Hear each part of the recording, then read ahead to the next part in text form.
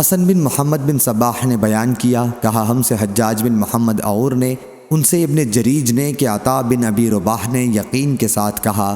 کہ انہوں نے عبید بن عمیر سے سنا، انہوں نے بیان کیا کہ میں نے حضرت عائشہ رضی اللہ عنہا سے سنا، انہوں نے بیان کیا کہ نبی کریم صلی اللہ علیہ وسلم ام المومنین زینب بنت حجش رضی اللہ عنہا کے یہاں ٹھہرتے تھے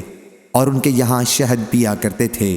چنانچہ میں نے اور حضرت حفصہ رضی اللہ عنہا نے مل کر صلاح کی کہ آن حضرت صلی اللہ علیہ وسلم ہم میں سے جس کے یہاں بھی تشریف لائیں تو آن حضرت صلی اللہ علیہ وسلم سے یہ کہا جائے کہ آپ کے منہ سے مغافیر، ایک خاص قسم کی بدبودار گوند کی بو آتی ہے، کیا آپ نے مغافیر کھایا ہے؟ آن حضرت صلی اللہ علیہ وسلم اس کے بعد ہم میں سے ایک کے یہاں تشریف لائے تو انہوں نے آن حضرت صلی اللہ علیہ وسلم سے یہی بات کہی۔ آن حضرت صلی اللہ علیہ وسلم نے فرمایا کہ نہیں، بلکہ میں نے زینب بنت حجش رضی اللہ عنہا کے یہاں شہد پیا ہے، اب دوبارہ نہیں پیوں گا۔ اس پر یہ آیت نازل ہوئی، کیا اے نبی آپ وہ چیز کیوں حرام کرتے ہیں جو اللہ نے آپ کے لیے حلال کی ہے؟ تا ان تتوبا الی اللہ،